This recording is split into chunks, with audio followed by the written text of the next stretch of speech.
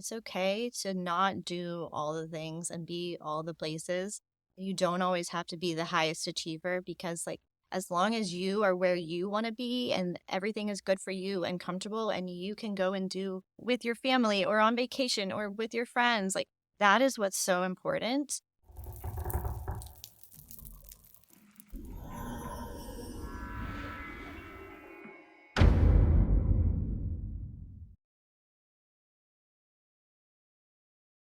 Welcome back to the Real Estate Excellence Podcast. Today, I have a Ruby Elite Club winner in the house. She is nearing her 6th-year anniversary in real estate. She has worked for 2 major real estate brokerages. As you guys all know, I like to dig into that and what the difference is there. She graduated right here locally from Mandarin High, went to UNF as well. Let's welcome Erica Harding of Engel and Völkers to the show. Hi, thanks for having me. Thank you. Excited to be here. Excellent. I'm glad you came over, and it was good to see you at the Breakfast of Champions there a couple of weeks ago. Great event. Always picking up stuff there, which is much like the podcast. You know, there's hopefully something there. Somebody walked away with something new or at least a contact. But as I start off the show, always, I see you went to Mandarin High. But did you grow up right here locally? I did. I grew up on the south side over in Deer Creek, Deerwood, and then went over to Mandarin High. I actually did 2 years down in Gainesville as well. So I graduated from Mandarin High and went down to Gainesville, lived there for 2 years. And then I actually applied to UF for a journalism major. So initially when I moved, I was going to Santa Fe, the community college there. And it was very common for people to go there for 2 years. And then you were essentially like an automatic transfer over to UF. Yeah, for whatever. Save a lot of money. Oh, yeah. So it's just easier, you know? Yep. So I did that. And come to find out, that was the year they had switched things. So they were no longer doing the automatic transfer. And so I had applied there for journalism. And then I had also applied back at UNF for communications. So I actually did not get into UF for journalism. At the time, it was kind of heartbreaking, but I ended up back in Jacksonville and studying communications, which looking back now, I'm like, oh my gosh, like what a better fit for me. Right. I actually try not to watch the news right now. So, I just feel like everything happens, the way it's supposed to be, right? And so that's, what kind of led me back to UNF. So journalism, what did you envision yourself doing? Actually, writing for a paper or being on the TV? What was your young person's vision there? Yeah. So actually, when I went to Mandarin High, I was actually on like the Mandarin High morning news. So I was anchor A and I loved it. I thought it was so fun. I loved being on the camera. I just loved the whole TV production process. So that was kind of where I was going with it. And even when I went to UNF, even though I was a communications major, I took the electives for, I can't remember what the class was called exactly, but, TV production, news, that kind of thing. So I thought maybe I would still pursue that, but then really realized that I loved advertising, communications, and that whole realm so much that was really what I wanted to put my focus on.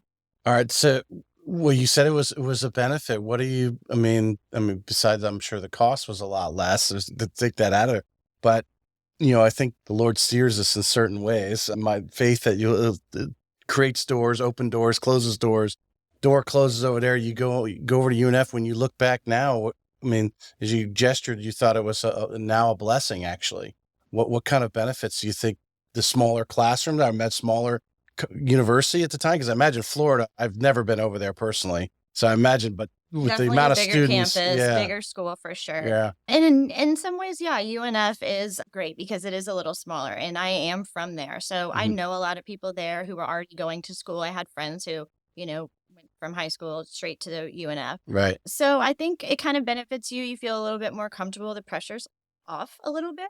But I feel like it really put me in a great situation for future networking, just meeting so many people on campus while there. I'm going to be living in Jacksonville and raising a family here. So it was a benefit for me for the future for who I would be working with and networking with. All right. So you graduate and I see in the name of the company, which was Mint Mag. You have Mint Magazine. It was a really Mint Magazine. The name of the company that was Velasquez, right? Is that how you pronounce it? Yes. So you actually spend like 6+ years there. I did. So how I got there was while I was at UNF, your senior year, you are required to do an internship.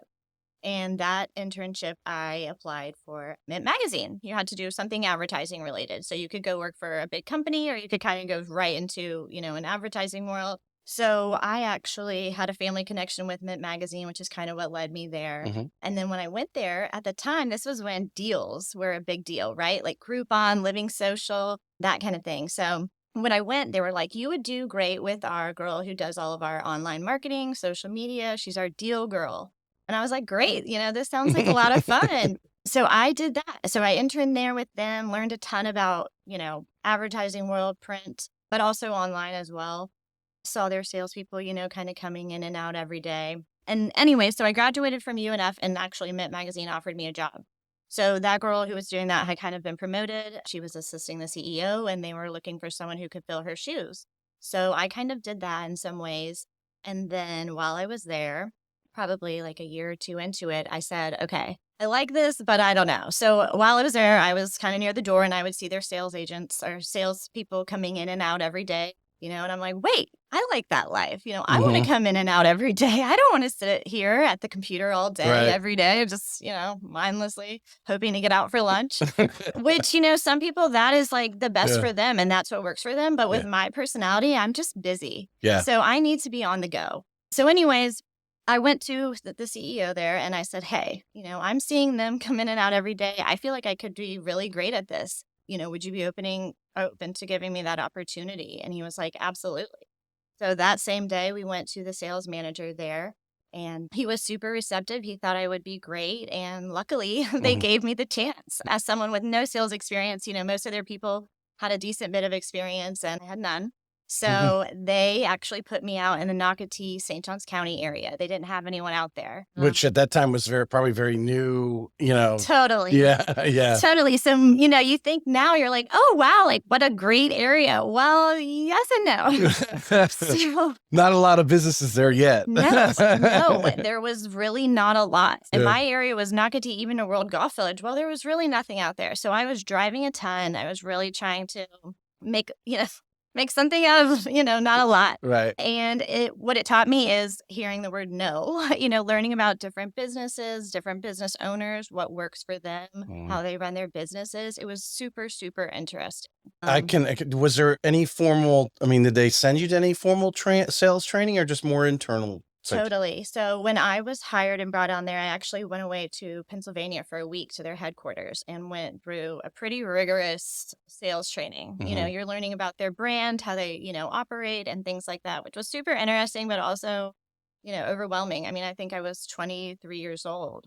Yeah. Amongst people who are So you'd only worked much for older. them doing the other stuff for maybe not like a year or so Maybe before a you year. made the transition? Yeah. Yeah. So I was super young, but very hungry. I definitely knew this was like in my wheelhouse. I knew I could be great at it if I just could take everything that they were teaching me and apply it in my own way. Right. This could be really huge for me.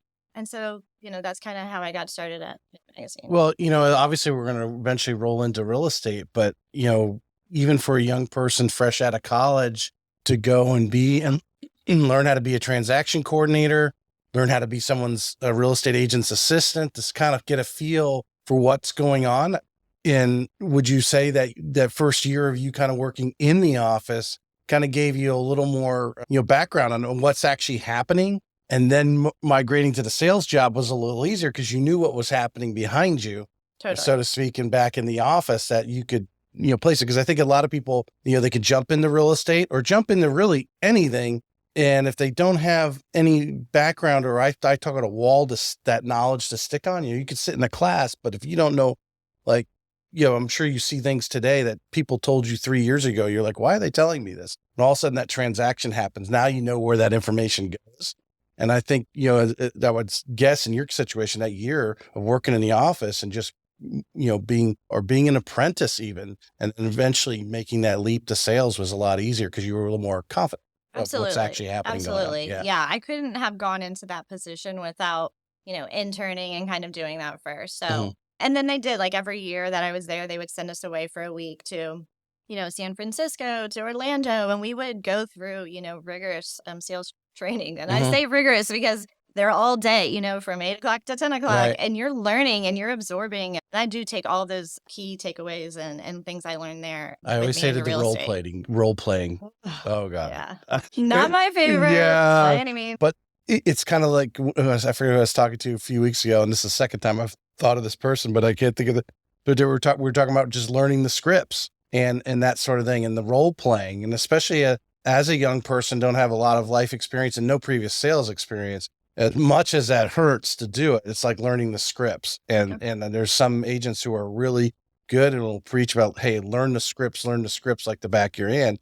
And I think with Megan Farrell Nelson, she was the one talking about, that's who was talking about scripts. But anyway, all right. So Love her, by the way, she's so great. yes. So you end up, you're in sales for like the next 5 years. Yeah. 5 years. They grow your area. They give you more people to talk to. So, or your area is already, already growing, but yeah. They did. My area was growing. But what happened is I became a mom. So here I was driving all over town. We were doing Salesforce. You're doing, they want you to make a certain amount of calls. You need to be doing drop-ins. And it was exhausting. Yeah. And as someone, with a baby, I'm questioning, is this really the life I want to live, while my kids are little and things like that. So I had to kind of take a step back.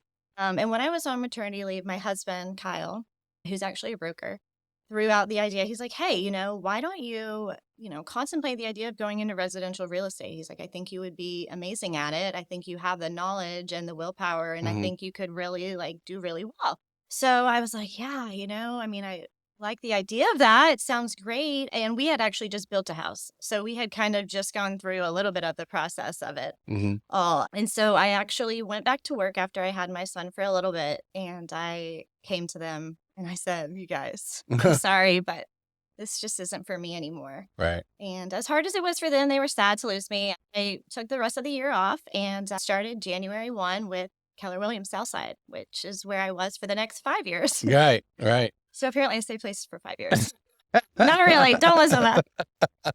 Well, Keller Williams, I think, is a great place to start for they have, because they do have so much training. There's a lot of their structure. If you want to plug into it, from what, at least my perception, you lived it. So I already know, because I know a lot of Keller Williams people. Had quite a few of them on the show, because there's a lot of top producers there. It has a lot of structure. So plugging in, to a system at Keller Williams. But what actually led you there? Did you actually go and talk to other brokers, or? I did. Okay. Absolutely. Yeah. And so that was your decision. I did. Yeah. So I interviewed a couple brokerages in town, ones that I had heard great things about, to see, what would be the best fit for me. And my husband, Kyle, he was like, that's really important. Where you're going to get training and who you're going to surround yourself with is really important. So he kind of gave me that tip. And I knew that there were some great agents who I actually just knew in life over at Keller Williams Southside. So they were one of the ones I interviewed along with a few others. But when I went in, I just knew you can pick up on, I'm a big vibe person. So I walked in and I could just tell these people were happy. The, vibes were good. And it seemed like everything that they were saying that they offered agents, and especially new agents, was right on track with what I was wanting. And I will say the training that they offer there, I don't want to sound cheesy, but it's amazing. There's nothing else like it, in my opinion. I fully engulfed myself. I went into every training. I listened to every panel. And another thing that I did that I feel like is really, or was a difference maker, is about 6 months in. And I was doing a lot of open houses, by the way. So I started off as single agent. I've never been grabbing on a team. other people's open houses and working them. And they encourage that in the office. Agents will post, there's like a private Facebook page where, hey, I have a new listing. Anyone want to do an open house? And people can kind of, take advantage of that, which is huge and great. So I would do that from time to time. And then that was really helpful in the start of growing my business, honestly, because people actually from the outside looking in don't know if that's your open house, if that's you're hosting it for somebody else. So you just being there and hosting it and posting it online, hey, I'm hosting an open house. They think that you're busy. They think that's your open house. And it's really helpful, to your outside world who's watching you, your future customers and people who might refer you, but also just to see for you to be out there and you're not busy looking busy. Just in that point you just made, have you found or maybe realized early, because now you work for another major brokerage, Engel Völkers.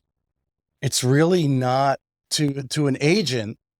The brokerage is what you're talking about. Like you thought Keller Williams was going to be able to offer you what you as a new agent, what you needed. So you plugged in, but as the consumer looking from the outside in, they don't really even chart. Is it Keller Williams? Is it Remax? Is it Engel Völkers? In my opinion. Sure. Yeah. Have Most you people seen don't that? know the difference. Yeah. They know you Yeah. and who you're representing. And of Yeah. course, when you don't have a lot of experience, you want to lean on that. I leaned, in the beginning on the fact that I was a Keller Williams sell side agent.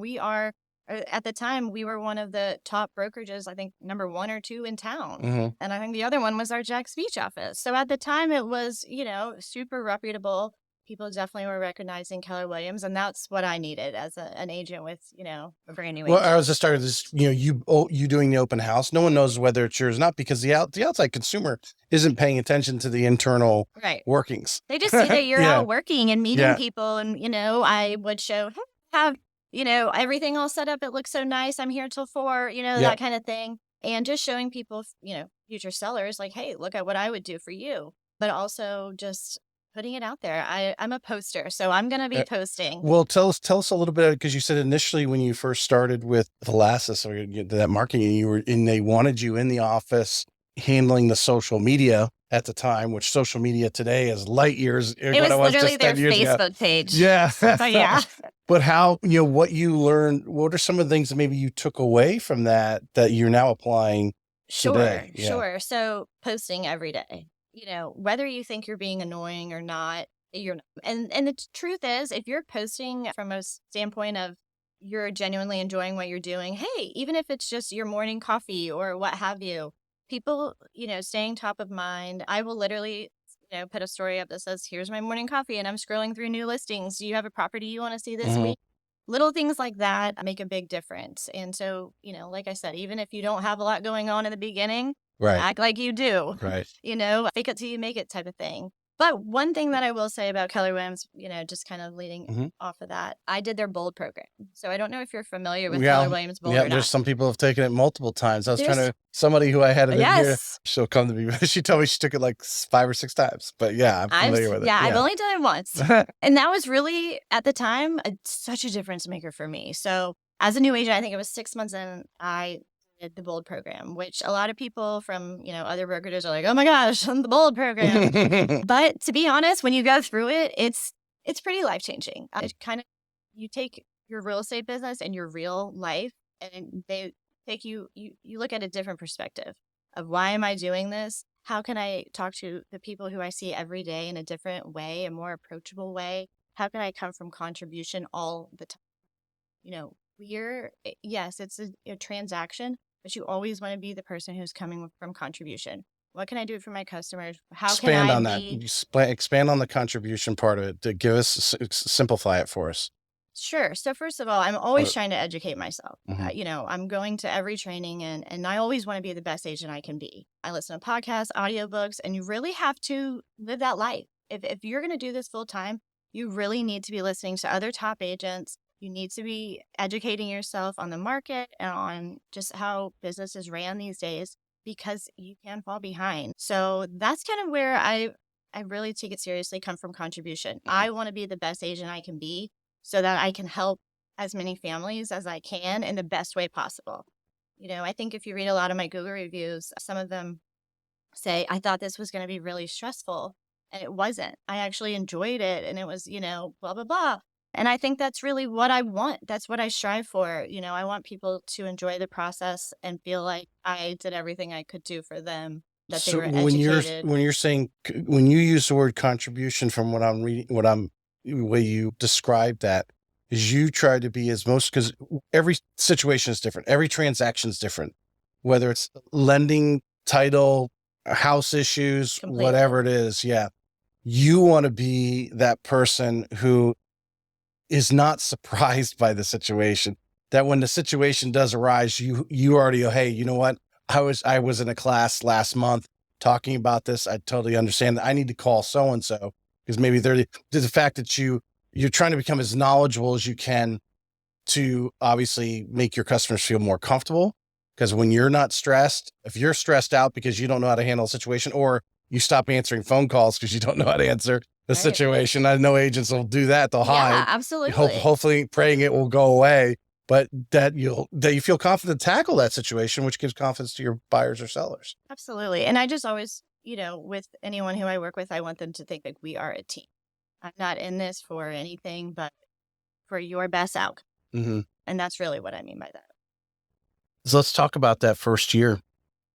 Do you bond with someone over there at Keller Williams? Do you grab a mentor? What helps you? Kind of really tell us about your trials and tribulations. Because I imagine, like any agent, there comes times where you're like, why am I doing this? Right? There are definitely times like that. There are definitely times like that. And the first year is so hard. I think the key to that is just really sticking to it. If you're going to do this full time, you need to do this full time. You need to live, breathe, eat real estate. And obviously, I'm a young mom, right? Like I have 2 kids now. At the time, Mm-hmm. I had 1. Mm-hmm. And so my biggest thing is I want to be there for everything for them, but I also have to figure out, my day to day, how can I maximize everything? And well, we're talking about that first year, but I'll do some subtitles off of that. You just mentioned something. How old's your child at this time? When your first year? My first year, he was 1. 1 years old. Mm-hmm. So how are you juggling your time? Are you time blocking? I mean, there's certain, obviously, things you need to do. I don't know if you're still nursing, whatever those type of things that a mom with a 1-year-old is supposed to be, the family chores that you're having to take care of. Oh yeah. And then also do. So how do you tackle that? So pretty much time blocking for sure. And that's something that I kind of learned in the Bold program.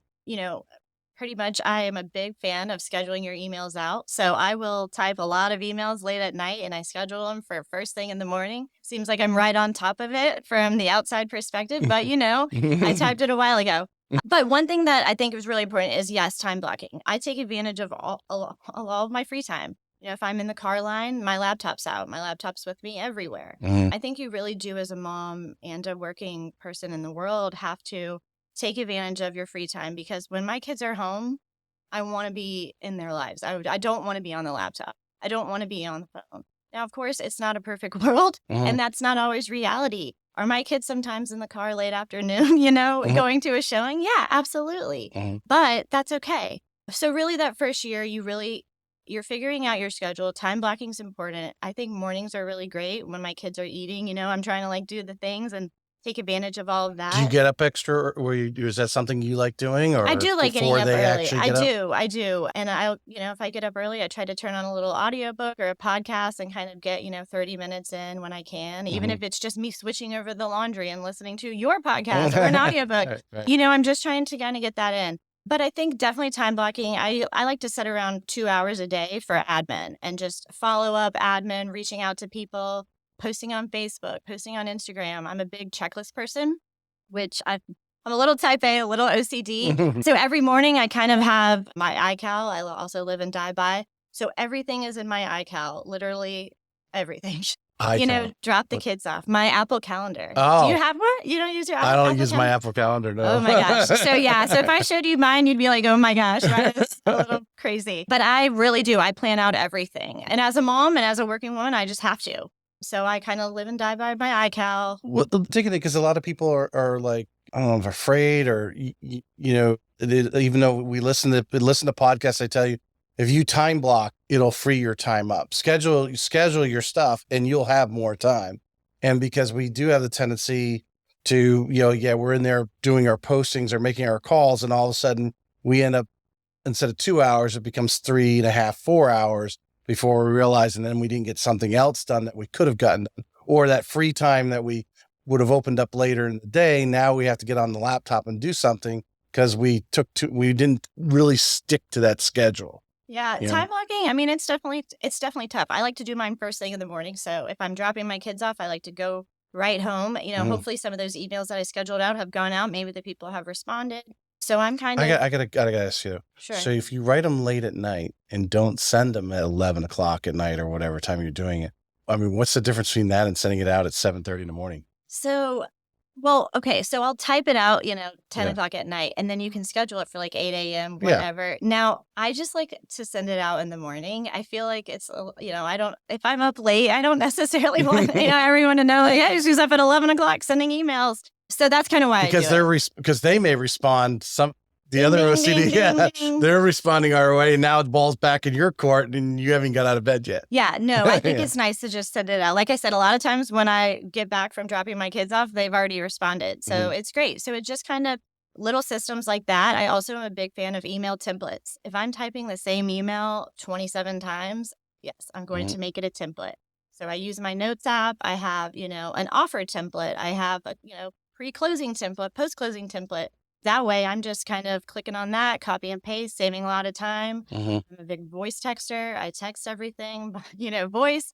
So there's a lot of little time saving things that I've, kind of take advantage of that maybe seem not that big of a deal, but in the scheme of life, it actually has become a way to be more efficient. Is that something you brought from the previous employer? Or is that something you've learned now as a No. real So estate agent? actually, like the email templates and things like that, I listened to another real estate podcast it's actually two girls up and I think they're in New Orleans. But anyways, I listen to them quite frequently and they had mentioned one time about email templates and I was like, what an idea.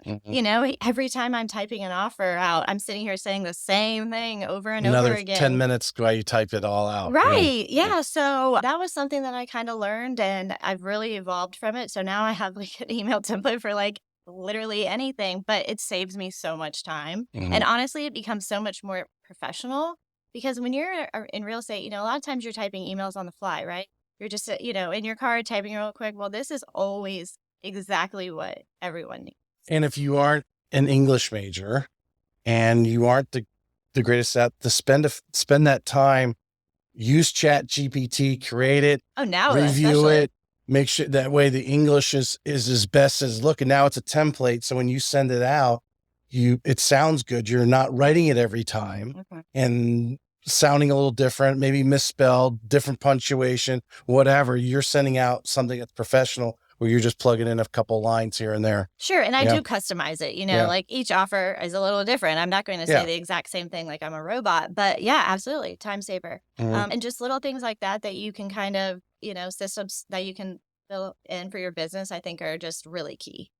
All right. So we're in that first year. Do you team up with somebody? Is there somebody that you shadow in that first year that really gets you going or helps you move? So there wasn't anyone that I shadowed per se, but there were definitely a lot of top agents within my brokerage that, I was watching, and trying to learn everything I could from people like Christine Welch, Sarah Rocco, they're just a wealth of knowledge. So I definitely would try to take advantage of that. But I wouldn't say I shadowed anyone per se. I kind of knew I didn't want to be on a team because I didn't want to be locked down to that whole office hours and, I wanted the regimen to of I what the wanted team to work for me. requires. That was why I went into real estate. Right. So that to me was really important to be in control of my own schedule. But I would say definitely was influenced by a lot of agents within the office. Do you remember anything particular that you picked up? You're like, an aha moment, as they call it, right? That you're just watching and seeing what some of these others were doing. You're like, oh, I got to implement that in my business right now. Did you pick up anything like that? I think just really, really being a part of your community and, whatever neighborhood you're in or whatever community you're in, whether that's, your kids' t-ball or, your gym or whatever, to really let everyone know like, hey, I do real estate and I'm great at it. And I think that was something that I really learned that, hey, if you're walking around, you need to have a hat on that says Realtor. Real estate. I love it, and that was something that I was like, okay, I think at first, especially when you get into real estate, you're so nervous, right? You're like, I don't know a lot, and the truth is that's okay. You will learn as you go, but you really need to just let everyone know you're in real estate. And I think that was something that, new agents, especially, don't be shy. Don't be what do they call it? An undercover agent? Yes. Was it? Yeah. Undercover agent. I'm just thinking it was Jordan Ferreira. I was asking her because her boys are all playing ball like yours. And, I asked her what she did. And she said, I just wear a t-shirt. I wear a t-shirt that says, something about real estate. I love being a realtor or something, whatever. Which makes me think, so if Corey, if you're listening to this, you should buy all of your team a bunch of Corey. Yeah. We need shirts. Bunch of wear. No, Corey's so great. He definitely keeps us swag. We got some swag. Yeah. Well, but something simple like that. Like you said, as much as it is, and as much as it's been talked about on the podcast, when you're, getting your community or, the T-ball team. And sometimes it's a subtle way. People are so, I don't want to be pushy. No, you don't have to be pushy. Just wear the t-shirt, they will come ask you. Literally, Yes. this weekend, I was at the ballpark, story of my life, and I had a little energy drink, which I like to drink, and I had my koozie on it. I have like a slim can koozie, and it says, to keep your drink cold and get your house sold. And then it has my logo on it. And it's so, it was like a minimal investment, but I use them all the time. And then, anytime I have a closing, I'll stick them in there. But literally not so many, but a couple of people were like, oh my gosh, that's the cutest koozie. Do you have any extras? Like, I want one. Right. And then boom, here are people who I've never even worked with before, just genuinely wanting to, koozie with a business card. Love it. Yep. And now they know Hey, who I'll you even are. put a little beverage in there for you, right? Like, here you go. I'll bring the cooler next time. Sure. So I think little things like that really do make a big difference. You don't always have to be, here's a market report, here's this, here's that. Just literally being you and being out there and being proud of what you do makes a huge difference. Yeah. Yeah. What are some of the, the stresses? I mean, and we don't have to necessarily pin this down to the first year, as I, like to hear. So what are some of the trials and tribulations that you had, some tough times that you had to break through or find out how to overcome? Sure. So I think like I said, my first year, I had a 1-year-old, and then I had my daughter Hayes a few years later, where my business was really grown. And her first year she was born, she wasn't going to school or anything. So she was riding along, living the real estate life with me. And I kind of realized, okay, this is really hard to have 2 kids and be doing this all the time. And I think the hardest part is really just time management. And the hardest part for me is not wanting to miss time with my kids. So you're doing all the things, but you want to make the income so you can do really great things with them, right? Sure. And then, so that really is the hardest part for me. That was really the hardest part, was figuring out my time management and honestly being okay with not being there every once in a while. The realistic is it's very hard to be at every game, and that's a lot of pressure to put on yourself and things like that. So you have to know, like, hey, can I work around this a little bit? Can I not? You have to decide in those times, like, hey, I just can't be there, and that's hard. And that really was the hard parts for me in the beginning. And also just, also not feeling competitive with other people, keeping your head straight.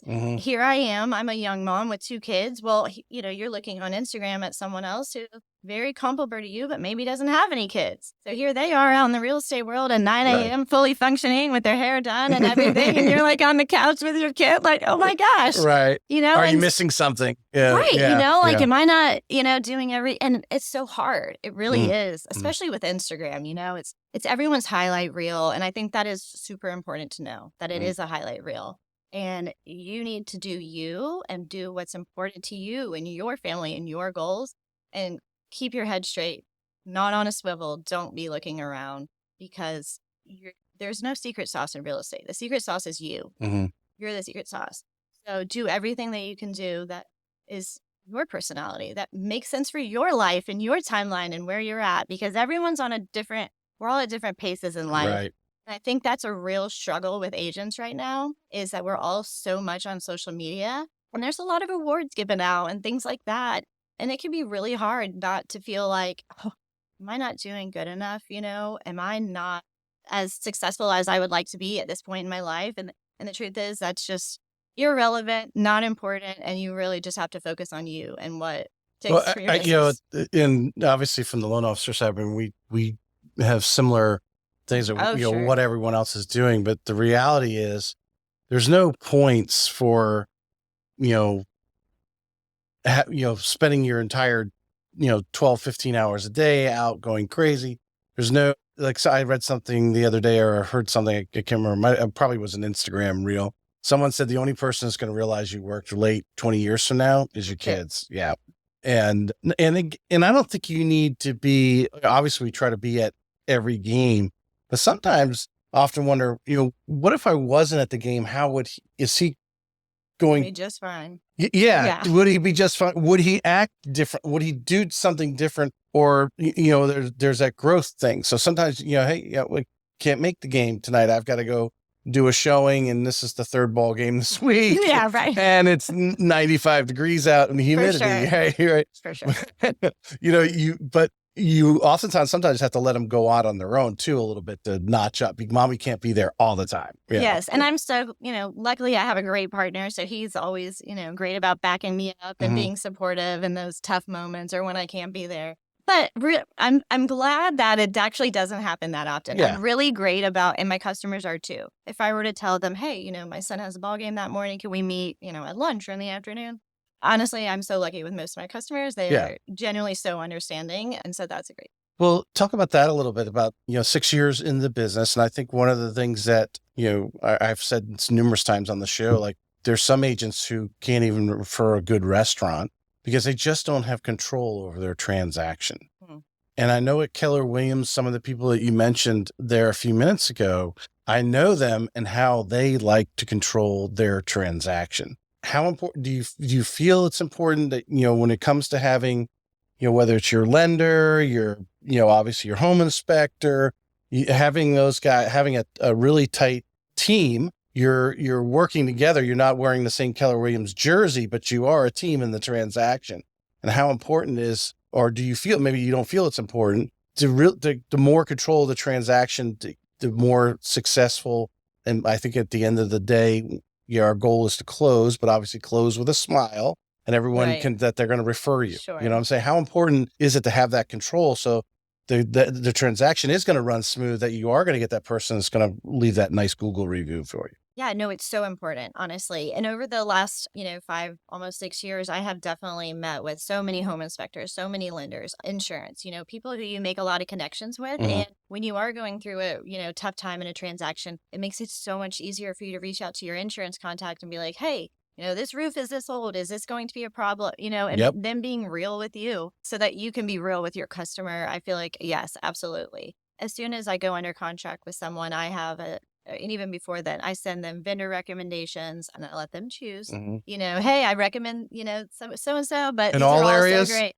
For the most, I might give them a little leading, especially for different personality types. I might feel work better with certain, people. But yeah, absolutely. It makes a huge, huge difference. It's a team effort completely to get to the closing table. Title, lender, the whole 9 yards. It's a team effort. Well, so with your experience, how do you're presenting you're feeling you got a customer's ready, maybe they've made the offer and you're waiting for the offer, right? Or the acceptance of the offer.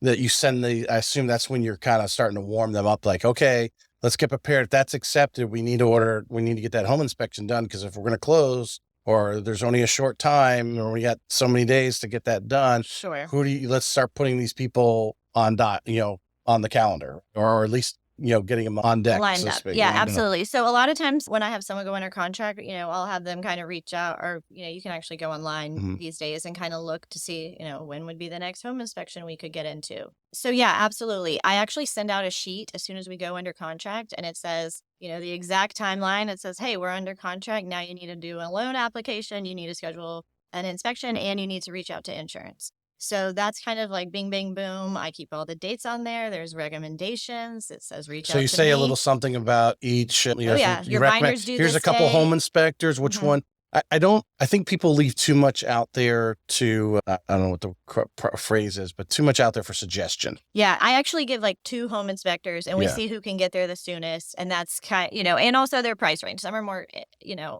a little more pricey than others. So we're looking at everything like that. But yeah, absolutely. But to be more from the standpoint, like I know when I do insurance, I don't even mention that there's an option, although I can't control who they do insurance as long as enough insurance is provided. But I immediately say, hey, let's get a quote, because I think right away the quote comes in. Most likely, we know in Florida, all these guys broker out insurance. State Farm can write anybody's insurance for sure. Here, that they're going to pretty much all be getting the same thing no matter who they go with. But insurance, I pretty much have one guy who I kind of recommend, and then he kind of outsources if. Yeah, well, say they have all the, because Florida has so many different homeowners insurance providers, and who's going to write the policy or not.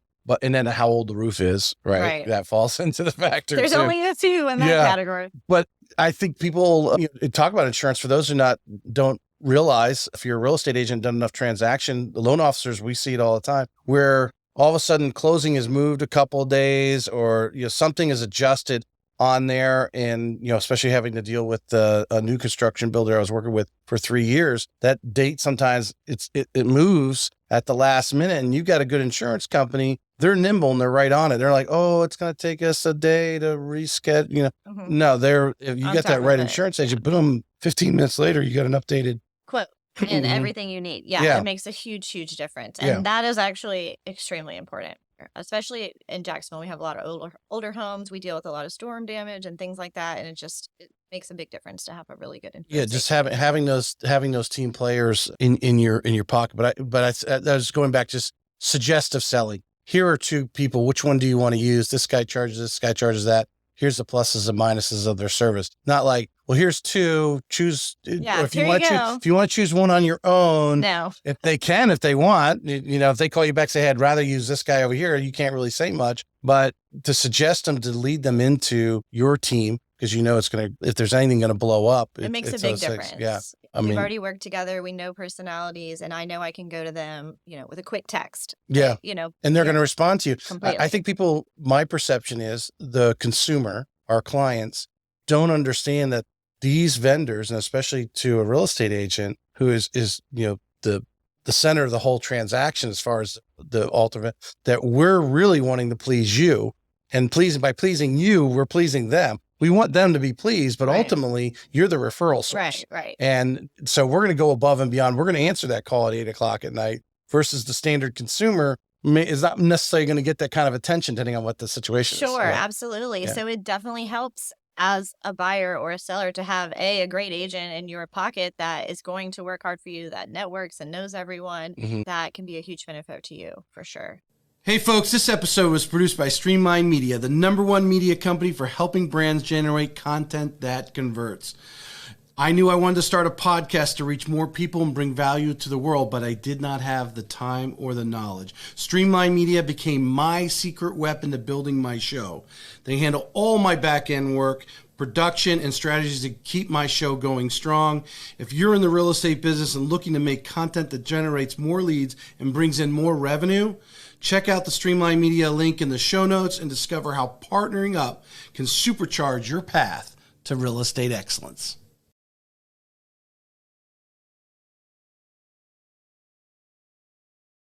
How important do you think it is? You were at the Breakfast of Champions, landmark. How important it is for agents? Obviously I don't go to everything. There's obviously thousands of things going on every day in Northeast Florida. Impossible. Yeah. But how important it is to show up at some of those and meet some of the other agents, or go to the NEFAR training. Not, a lot of times they're doing it hybrid, especially after COVID, and you could sit in your house, but you don't actually, during the break or whatever, meet or see some of these other agents and actually just shake hands and just get a face on them, and type of thing. How important is that?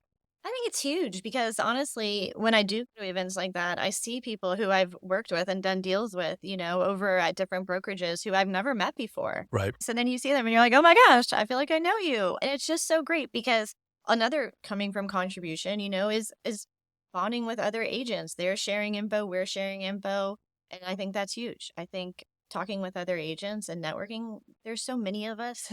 Yeah. The competition, it's like, unless you're maybe in the same neighborhood as someone, maybe it's a duel. I genuinely love to share information. If someone asks me to go to lunch or coffee, I love, let's bounce ideas off of each other. Right. And I think it's just also important to be posting that you're there. You're there networking with other top agents, and I'm posting that on my Instagram story. People are seeing that I'm out there. And maybe they even know, some people who are my customer, and maybe they know some of those agents. That just gives you a little bit more notoriety. And you're, obviously it helps to be among top agents. You never know who you need to call. Right. For whatever reason it may be. And all of a sudden that listing pops up and you're like, oh my God, I've got the right homeowner, the right buyer. They really want, that's the home they want. And to be able to call over there and have that conversation, where the seller knows you, has met you.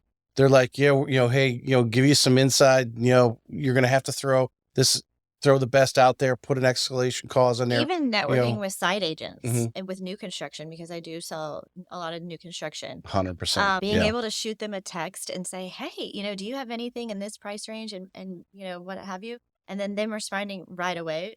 Huge. Yep. So doing, all of the networking, and there is a rhyme it's not just going for fun and having drinks, which is great. And I do love that too. Mm. But it really is making those connections because they can be very important. Yeah. Yeah. No, I remember when I was working on the lending side with the large builder here in town, I would say, hey, knowing inventory was low, I need the spec sheets, because the builder was dragging tail. Oh, yeah. It's like, If they're not in the I office, wanted to you're not offer to run hearing their from marketing them. department for them.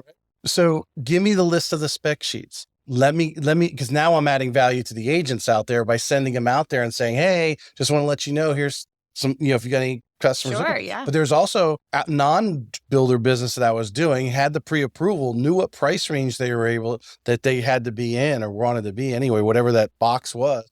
And then say, oh, you know what? Inventory is low, but you know what? There's this new construction home over there with where they want to be payment wise and what they want. That would actually work, because there is a disconnect between the builder and what they have available. They've gotten better in the last year because they're a little more desperate and entertaining real estate realtors with and so rates forth. going up. Yeah, it has affected them for sure. Now they got to be a little more, aggressive. Where 2020, they didn't even want you guys around. Yeah, they're right? like, submit an offer here and we'll see you later. Yeah, exactly. Yeah. And you're 100% right on the site agent, knowing that site to be able to pick up the phone, or that site agent, if they're proactive, is constantly reaching out to you, say, hey, there's the spec houses that we got available right now. Yep. Yeah. And that is huge. I think the mindset in my office at the time was, why would you, because we got paid more for a customer who was a non-builder customer, right? Gotcha.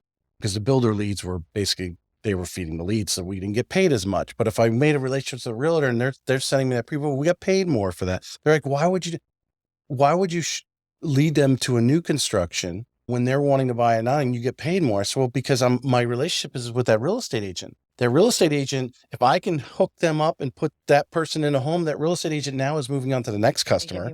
They're getting paid.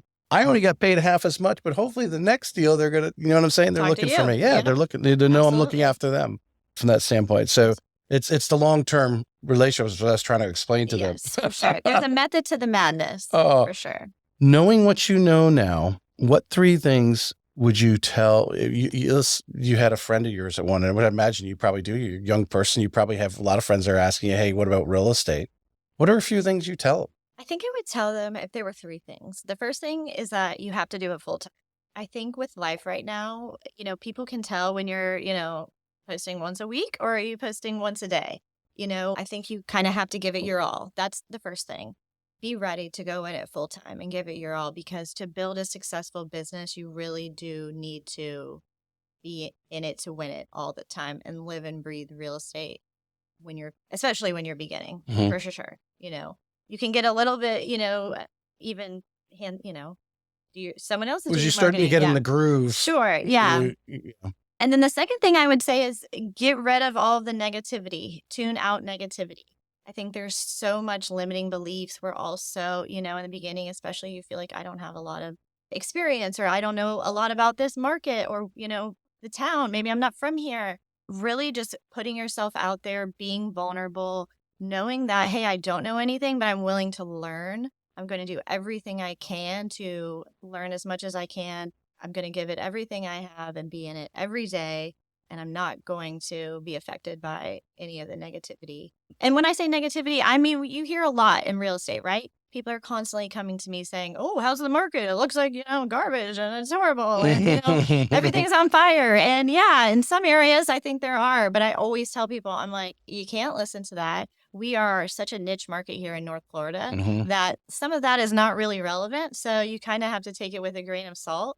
And as a new agent, you really have to be strong enough to tell people that and to not let them, make you feel small, like, oh my gosh, maybe the market is terrible. And then my third thing I think would be is whatever your thing is, taking advantage of that and letting everyone know that you're in real estate, you're loud and proud in the best way possible without, being, too much, be proud. Without wrapping your car? Hey, if that's your thing, I also say one thing I love about real estate is that everyone runs their businesses so different and everyone's so successful in their own way. And I think that's so interesting. Some people, they're like, I would never put my name on my car, like what have you. But some people, they're like, oh my gosh, I put my name on my car and I get a ton of business from it and it's great. And hey, if that's you, I think that's great. you are loving pickleball and you're playing pickleball every day and like that's how you're getting business, that's great too. Everyone has their own thing. Right, And I right. just think that's one of the best parts about being in real estate is that, you have your ability to create your own path and really your own real way to success with no limit. Yeah. The second thing you were talking about there, like the negativity part, and not to say that there's no negativity in our world that we have to actually realize is out there.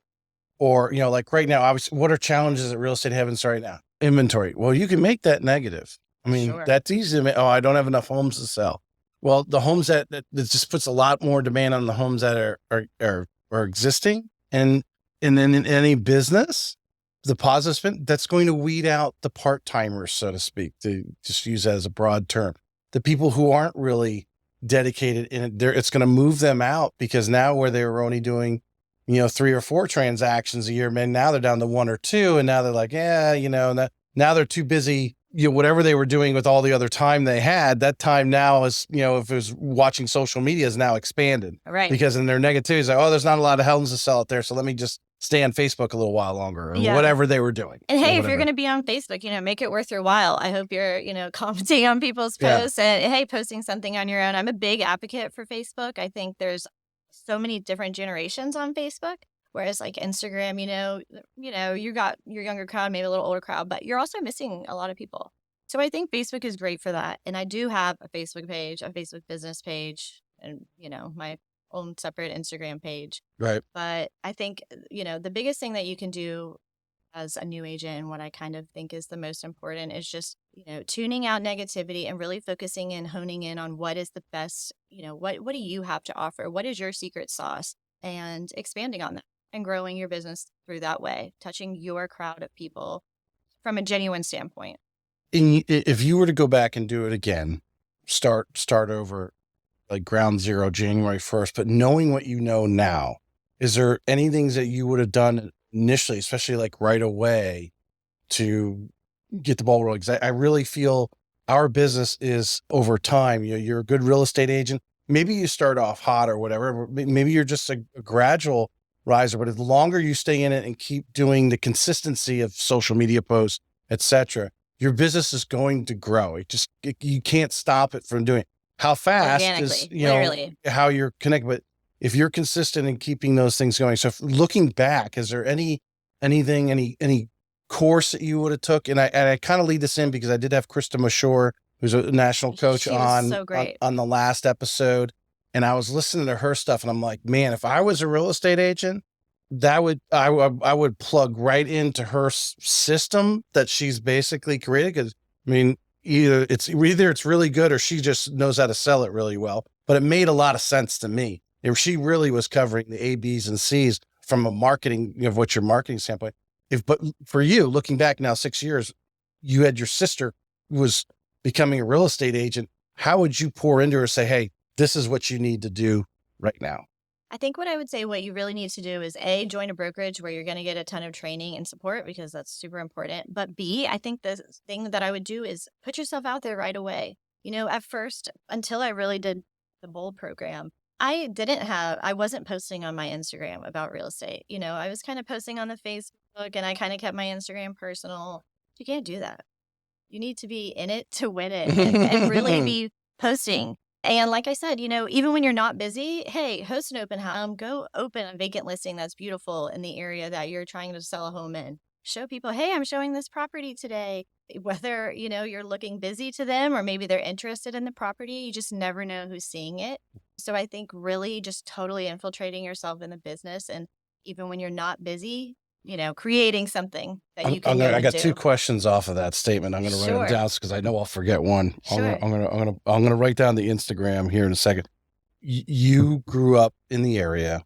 You went to high school here, spent most of your college here. You now started your family here.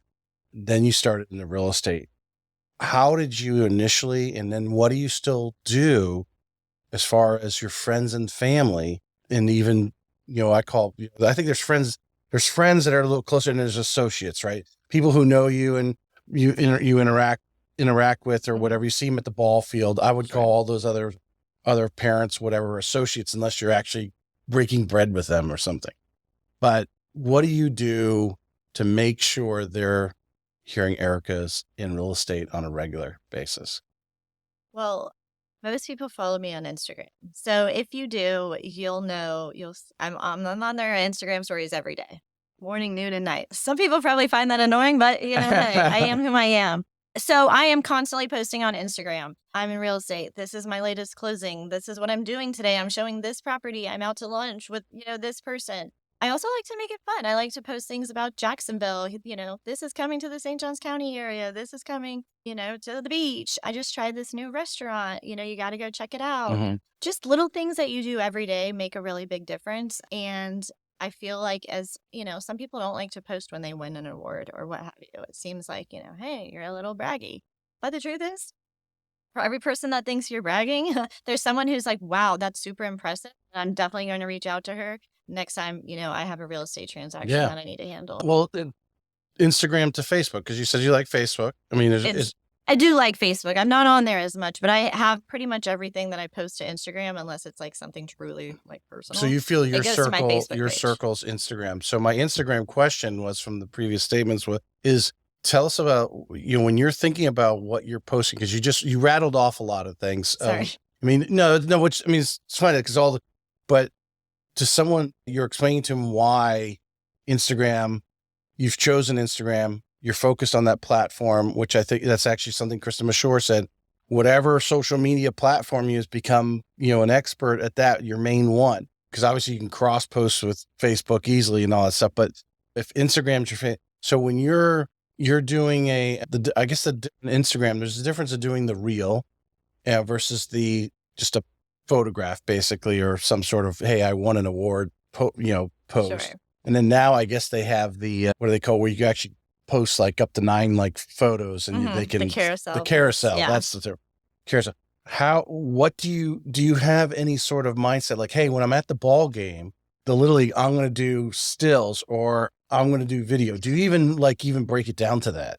I literally live in the moment. I'm a creative Pisces and I and a lot of things I post after, right? So if I've been doing showings and all of that, I'm not sitting here while I'm there, which I feel like is important for people to know. If I'm showing new construction or what have you, I'm taking pictures and video, kind of low key. And then I post it later, so everything you do, you're super in the moment with, but you have content for later. Mm-hmm. But I do think I don't really follow like a rhyme or reason, with how I post. It's really creatively, what do I think is not necessarily for T-ball, but for real estate, what's going to be the most effective? If I put this picture up, I'm going to do a poll. Hey, did you like this white countertop or this gray countertop? Just kind of helping my algorithm, helping out, get some people interacting, and people love that kind of thing. I'll be like, asking a simple question like, would you rather have a preserve lot or a lake lot?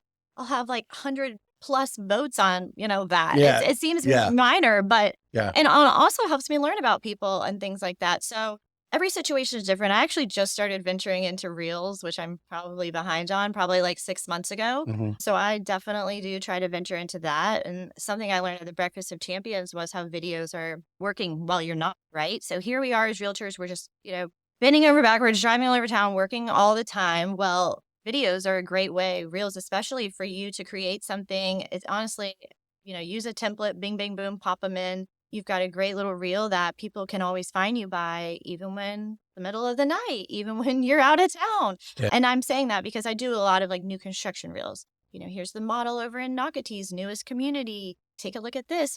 People love looking at brand new homes. They love looking at new construction and even just homes in general. Right. Obviously, if it's a resale home, I'm not going to probably put a reel up about it because someone might live there.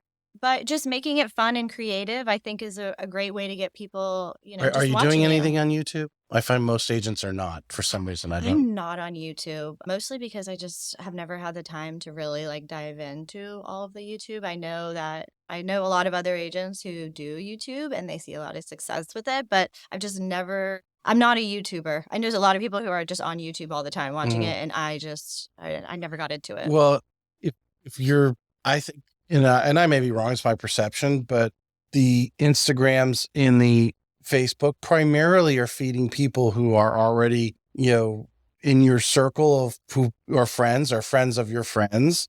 Now, some of them may look out of state, but I'm always thinking that, from a real estate agent standpoint, and I think Krista Mashore kind of tips on this because she does a lot. Josh Rogers, I think, probably took a lot of his ideas from what she does because she's with EXP too, is when someone's searching, they're searching things. And a lot of times we just go on Instagram and we just start scrolling. Now, granted, it knows when we stop and start watching a certain video, it'll start more of them pop we'll up. start more of that type will start popping up. But I always visualize, like, for a real estate agent to, even take your reels that you're shooting for Instagram, you can post those in YouTube shorts, less than 60 seconds, post them. And now, but the key thing is the title. And that's where I noticed I paid a few $100 for a guy to kind of coach me for a couple months on what it is about YouTube, as far as how do you get hits. Of course, a lot of these guys are YouTubers, which I'd love to get paid by YouTube. I wish some of the videos went viral. Call me. But but I noticed, like, even the full length shows where I go almost every of the 146, I probably got 130 of them actually full length on the thing. Those are slowly getting clicks because I guarantee you someone is searching them and that YouTube video is pulling up, and whether they're just watching a couple minutes or watching the whole thing, whatever, they're getting hits. Same thing with the Reels. Audio podcast too. You're Googling, someone's searching you, it's popping up, someone's going back, or maybe first learns about the show, but they go back to CC Underwood 2 years ago and they listen to that episode. Sure. So I feel YouTube is more of that searchable mechanism. And to cross post, because the reels I cut from this show, they're going to go on Instagram, they're going to go on Facebook, and they're up for life on YouTube. They are technically up for life on Instagram, but they're, after a while, they kind of go on the wayside. Yeah. But if I go in there and change that title, I can, redo it in YouTube and change the title, because it's all totally a search thing. So, especially like you're in that neighborhood. I'm in Beacon Lakes, new construction, whatever model that's on there. Who knows, until Beacon Lakes is sold out, but you never know. Someone may actually go and have that model 10 years from now and go, what was that model? And then all of a sudden your video is popping up talking about when that house was actually being built, because this is a search market. That's my vision of it. It's also great just for sharing. If I tag, do a video for ICI and then they, reshare it, it's like, oh my gosh, here I have all these people who are interested in ICI homes seeing my video and sharing it, which is just huge, I don't understand why. I do a lot on the desktop because I got the video already on my thing, and Instagram doesn't allow you to collaborate from the desktop. It only lets you do it from the phone. I don't understand why. One of their funny little and that's the thing. Put a collaborator on there, and if the collaborator, it opens up. Share it, and it would be nice. 100%. All right, we'll roll downhill here. Why Engel and Volkers? Why the change? Did Corey put some romantic stone out? No, not at all. Not at all. And I love Corey. He's amazing. He's a great broker. Mm-hmm. But so it's actually kind of not a funny story, but so I don't know, maybe a year and a year ago, I was, you're always kind of approached by different brokerages and things like that. But I actually kind of entertained one for a little while, another bigger brokerage in town. And I talked with them pretty good. Did you feel you basically ran your game at Keller Williams, that they weren't adding any value to you? Because that's a Sarah Rocco, the adding value. Yes, absolutely. I never felt like that. And to be honest, you'll never hear me say something bad about Keller Williams because I really don't have anything bad to say about Keller Williams. Well, not that that's bad. It's just, I think there comes a point where value is important. Yeah, absolutely. You got to continue to grow. You are paying a certain amount. So you do need to be getting some value, but absolutely. So what led me to Engel Völkers was I had, I was having some brokerages reach out to me. And to be honest, I was not looking to make a move by any means. And I told them, well, one of them kind of broke through a little bit to me, and he was like, kind of laying things out there. And I was like, it wasn't the right fit, but it kind of opened my brain. The wheels were turning a little bit, like, well, maybe I do need to make a change. Engel Völkers, I had been following them on social media. It was something that I was definitely aware of. And honestly, it was a goal of mine. It was definitely something that I looked at like, hey, this brand really aligns with what I would like my brand to be. So let's see maybe what they have to offer. But I didn't, I was kind of just letting things happen organically. And long story short, I was connected through another agent to Corey because they thought that I would be a really good fit for Engel Völkers. And so I chatted with him, and especially as a single agent who's kind of, a top producer, there's a lot that they offer in our office, marketing and things like that, that really make a lot of sense, that are huge time savers for me. Their in-house marketing, they do a lot of email things for us. They send out postcards. So when you're functioning like me as someone who's kind of running your own show, and I do have a marketing girl who helps me with certain things, it just like made a lot of sense. And so here it was from the outside There's a in. built-in assistant built into what you already. Absolutely. And if you need transaction coordination, what have you, they have it there for you. They also operate on a concierge service. My biggest thing is, even if I'm selling you a multi-million-dollar home or it's your first townhome, that is amazing. And I'm so proud of you. And I treat everyone the same, and that's what I love about Engel Völkers is it's that concierge service. With Keller Williams, a lot of it is new agents. They're coming in and they're training. And I loved being able to help new agents while I was there and be on a panel and share my, info. But what I really found so great about Engel Völkers was that there are so many top agents there that I genuinely looked up to before I even got into real estate that, had made the move over there. And I was like, I want to be among them. I want to learn from them. And that's really what brought me. You mentioned and Corey and the staff there are just the icing on the cake because they are truly great. Well, I think he gets it. Oh, totally. Everything you just said was a great description, I think, of what I envisioned after talking to him and talking to many of the other agents that have come on from Engel Völkers. And then really, actually, I actually sat down for 3 days and took that Krista Mashore, her webinar that she was doing, which sells you into her coaching at a higher level. But it really gave me a little more grasp of what's going on. And when you have made it through your sales and now you kind of figured out, okay, this is how a contract's done and so forth. What's the next level? Next level is to pour in as many buyers and sellers that you can. And how do you do that? And those are the experts that you want to hang around. And this, like you're saying, his support, the things he has built in. I think in our business, in the mortgage business, a lot of companies are totally lost on this, is the top mortgage loan officers want an assistant. They're out there getting the deal. They may take the initial application. Okay, here's the pre-qual. We got a good deal. Send me your docs. Send me your docs means it's going to an assistant who's taking that, because that loan officer should be out there. Same thing with the real estate agent. You're out there making sure you're at your kid's ball game because you are wearing your swag. You're still swagging in and out your koozies, right? Yep. That's still part of the deal because you're only as good as the last deal you did. And you got to keep feeding the pipe. Absolutely. And I think Corey understands that. And the more he can of that, sending out postcards, and that may take hours of time from you. So time consuming. And especially you by yourself, and you're only doing it once every quarter or whatever. They're doing it every day. I literally wasn't doing them at all. I mean, when he was, when I interviewed with him and he was telling me what they do, I was like, gosh, this is going to be amazing, and it just, so much of it made sense. And as much as I know that, Keller Williams didn't want to lose me, this just made so much sense. And it wasn't anything personal. There was nothing that happened because, when I left, so many agents reached out to me like, nothing happened. It was just strictly a growth thing for me and really a branding thing for where I want my business to be in 5, 10 years. Explain that, because you mentioned that earlier. You said either your way you visioned your business and their branding was something that caught your eye. Sure. So, I help so many first-time home buyers, which I absolutely love. They're amazing and they're my favorite. But I definitely do. I sell a lot of oceanfront luxury real estate, which, being a part of Engel Völkers is huge for that because I have Corey there surrounded by a lot of other agents who are doing the same thing.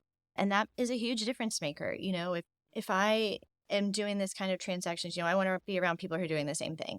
And that was huge for me. I kind of felt like for that reason, I needed to make a move so that I could grow into that direction as much as possible. Yeah. Not that I don't love the first time home buyers because I treat them the exact same as I treat the luxury. But that's kind of where I would like my business to grow to. And so that's kind of where I was looking at. Yeah. I mean, I would think anyone in the business, they want to move, you want to make more money, we'll move up the price tag. Obviously, stereotypically, first time home buyer is now it's a sub 300,000 probably. Well, some are stretching out or are lucky enough to, maybe 400,000, but it's business. It's not that you don't like them. You always are going to accept first time home buyers, but you market to the larger ticket because you're moving your game up. or market it all the way across the board. I mean, I don't think there's anything different. But what I want to get back to, that's a valid statement. I mean, anyone don't feel ashamed by that by any way, because anyone would run their business that way. And I do think that luxury is a service, not necessarily a price point. Do I want to build, to be a more luxury oriented agent? Absolutely. But I believe luxury is a service and not a price point. And that is so important to me. I like that. Yeah. I like that. Luxury. You are. I really, the top agents, I think I'm going to think of Shelby Florenz from Compass. You guys could be sisters. I think a couple little kids I titled her show The Concierge Agent, I think is what I called it. And because she was the one who really basically said, yeah, that's what she's out there. She makes reservations because she totally caters to this, she makes reservations, standing reservations at these top restaurants. Yeah. So when her clients say, oh, you guys are looking for a place to go, I recommend over. I already got a reservation for you. Just go on over. She didn't say she was buying them dinner, but she made the reservation to make sure they could get in there. Oh, yeah. And that's where I says you're concierge. And talking with Lisa with Keller Williams Luxury out at the beach. Who was in my bold group. Lisa Pruitt. No, okay. I'm looking at Lisa Barton. Oh, okay. Lisa Barton. I was a kid finding Lisa runs the luxury division out at Ponte Vedra. Oh yeah. Yeah. And she was talking about she goes into these big luxury homes. And a lot of times people will walk in and say, oh, yeah, but I'd really like to redo the kitchen. Boom. She's got someone on speed dial and that contractor's in there. She's within reasonable period of time, she's got numbers. And because that's service, every agent I think should have that available. Obviously, the first time homebuyer is not likely to go in there and do that. But if you're showing existing homes, even yesterday, for instance, I was showing a new construction home. These people actually just went under contract. It's a quick move-in, so they're not able to really make any changes on it. Well, the father-in-law is elderly, and it's a tub shower combo. They asked me, hey, when we move in, we really need to have this taken out and made it into a glass shower that he can walk into. I have someone you can call right now so that they can start as soon as you close. So little things like that make a big difference. 100%. Me and my wife, she was handing a rental, and the people were willing to pay for it. Elderly gentleman. Unfortunately, he's lived a good life. He's on his last months as far as they were concerned, but they needed to do just that. They needed to take the shower doors off so he could get in there, and to have somebody to be able to come right over. They paid for it. They took it all down and got it set up. But that is reality. And you should have those people regularly. But if you don't have them on your, you so much more of a realtor, yes, than just a realtor to that person. And I feel like that is what I want. When we're done with our transaction, like I want to stay in touch. I want to be friends on Facebook. Like I want to know what your kids are doing and what you did to your house after we closed. And just like concierge service, also like, for instance, I had someone fly in town the other day. They're looking to relocate here. When they got to the hotel, I had a little bag for them. It had, Peterbook chocolate and, here's my buyer's guide and here's some bottles of water and, can't wait to meet you. Yeah. And little things like that make such a huge difference. They share it on their Instagram. Look how sweet this was. Yeah. And that's not why I do it, but it makes a big difference and it takes you to that next level. I think if you sit down and like I said, you went through a building transaction before you got in real estate. So you saw a little bit of what that was like on the other side. Now you know a lot more. Yeah. Sure. Type of thing, but put yourselves in their shoes. And I always think, I don't know if it was some of this John Maxwell stuff. It's just, they're stressed out or they just got off the plane. They're tired. And who knows, they're probably arguing over what type of house they want. You don't know. Oh, yeah. We all do it, right? We all, I live it. And if you could put a smile on their face for that, because I think I think everyone remembers you through an emotional response, whether it's laughter, smile, or if you ticked them off, they're going to remember you, right? Yeah. So if you can make things just a little bit sweeter and a little bit better for them, then I feel like, that's what I love the most about being a part of the transaction, really. What do you think you've learned the most about yourself since you've been a real estate agent? This is a tough one, but I think the thing that I've learned the most is that, like I said, I'm very type A, OCD. I'm a high achiever. I love doing and being busy. And I think what I've really had to learn is that it's okay to not do all the things and be all the places. You don't always have to be the highest achiever because as long as you are where you want to be and everything is good for you and comfortable and you can go and do, with your family or on vacation or with your friends, that is what's so important. And to me, that's all that matters. And I really had to take, a look at myself like, hey, you can't do everything. Right. If you don't get down your entire to-do list and you did 2 things, like that was your 100% for the day. Like that's what you did and that's okay. And I heard that the other day. It was like, even if you only, did 2 out of the 10 things you wanted to do, like that was your 100% for that day. And that's okay. And so that's really what I've had to, get through is just, it's okay to take some time off and you don't need to be, always You don't have to be wheel number turning. one. Yeah. Yes. I mean, I think we grow as a young competitive people. We want to be we want to be the best because we're trying to please mom and dad or whatever it is. Right. We're the ego part of it. But as you get older, then you come to realize, yeah, there is somebody in your office doing more deals than you. Yeah. And that's okay. Maybe I'll go call them and ask them how they're doing it. And the question is, do I want to do what they're doing to get there? Because there's something, either they've been doing it longer and obviously have a much bigger, probably a combination past of customer things. Yeah. There's your self, your soup that you're made up of and what they're made up of is totally 2 different things. You just happen to be crossing the same path at the Engel Völkers office now. Right. Yeah, absolutely. And you don't know, where they come from. And there's no doubt there's some people that are naturally better than others at certain things. But the bottom line is, are you and your family where you want to be? Right. And it's not, and by saying that, you're also not saying, well, I'm still not giving up on my competitiveness. I still want to be better. I'm not going to just sit back and say, well, I'm here and this is where you still are trying to improve every day. Sure. And actually, when I was being interviewed by the one brokerage that I said I actually didn't end up going to, but they got my wheels turning, when he was asking me, like, what are your goals? Like, who, what's something that you align with? And he was like, oh, so your goal isn't world domination? And I was like, no, it's not. I was like, not right now anyways. Right. But you know what I mean? So it's like this, I feel like, everyone's business, like I said, it's ran so differently. Everyone going through different times in life. And just really staying focused on, you and your goals and your customers and being the best that you can be for them is truly the most important thing. The only thing that matters to me. It's the process. You have to be in love with the process. The money will come at the end. The success will come at the end.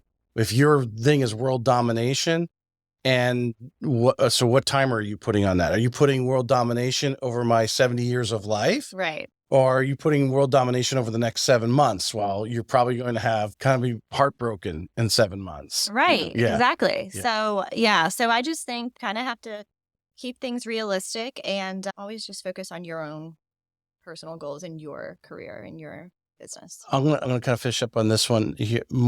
From a standpoint of marketing, what do you feel? And we talked a little bit about social media, but what is your go-to? What do you feel is like? I feel every agent, they find whatever it is from marketing that's what they love to do, what they like doing, and obviously what you don't like doing. Well, it obviously works, right? Sure. I mean, you could love doing a lot of things. I'm waiting for this podcast to tip somewhere along the line, but it hasn't happened. I'm going to stick with it. Yeah, but you love what you do and you're passionate about it, but obviously it's paying the bills the other end, right? It's producing. Is there one thing that you could, or thing that you're doing, you could say is your go-to marketing? I feel like I'm pretty heavy on the Instagram stories. That's in a million different ways. I'm just always posting on Instagram stories. And I think that's kind of my niche. I have over 2,500 followers on Instagram. Probably over 500 of them plus a day are looking at my Instagram stories. Friends, families, past customers. All of the above. Hopefully future customers because they're friends of those friends. I have people who, my page is open so anyone can follow me and I'll, kind of notice like some new people watching my stories. And then, 2 weeks later, I get a message. Hey, Erica, we're locating from, New Jersey and we've seen your post and we, think that like we might like to work with you. And you're just building that rapport with people who you may not even know are watching. Well, you don't know who your friends know, right? Your friends, you know them, but you don't know, because we know a lot of people were from out of state. Who they know and where their circles go, whether it was from work or from where they used to live. Now they're following me.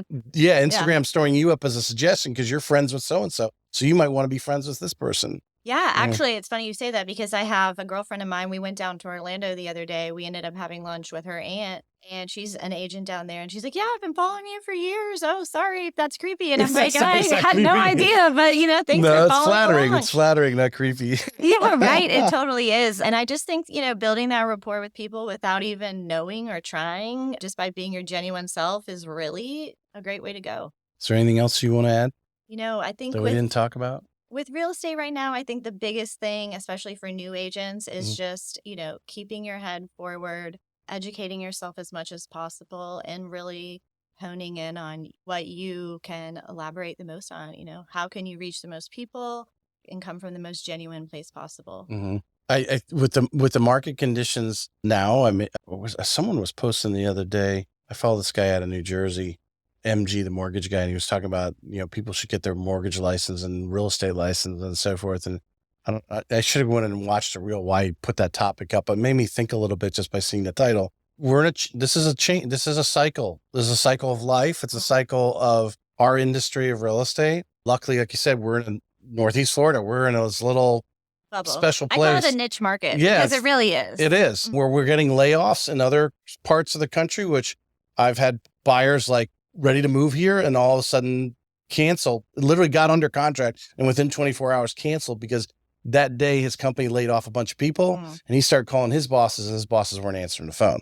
So he canceled the contract. So I need to wait this. Yeah. Sure. Yeah. Because he was going to be working remotely from here. That stuff is going on outside of our purview, where our little demand and obviously with interest rates so high, people aren't making the local moves. I think that's a big part of the inventory. People were moving from where they're moving here from Jullington Creek out to Nocatee or whatever, they're with the rates were so low and money so free. They were like, oh, hey, the rate's so low and we got some equity. You put a down payment. We have the same payment now because we're over there. Now with the interest rates so high, those little people are hanging around a little more. Yeah, for sure. Yeah. So a lot of my customers are, people who found me on social media and are relocating here. So it is actually interesting. That's very true. Yeah. People who are from here are definitely watching and waiting a bit. Yeah. And which definitely makes it hard for listings, which it's kind of why I've honed in a little bit the last few years on new construction, is because it can be a little bit more attainable rather than resale right now. So, there's more options and it's scattered, although I don't know what's going on in Duval County and stuff, but obviously Nassau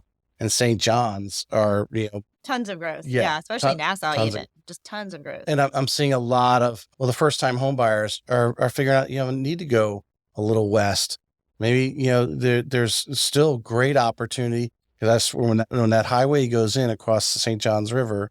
Right. I mean, if, I know the developers are out there, have already bought up their land. They're preparing for it because the bridge not going to be completed till 2030, but people are already, you go out there and buy a manufactured home right now on 10 acres. Yeah, you may pay $350,000 for it, but it's going to be worth a lot more when that bridge, that highway goes in and it connects and people can cross over. So I appreciate you coming on. Of course. Thanks for having me. I enjoyed our conversation. I'm honored. I think it was, we got some really good stuff on here. Those are learning and anyone listening to it in the future, learning about you. Well, thank you for having me, Tracy. Thank you. Appreciate it. All right.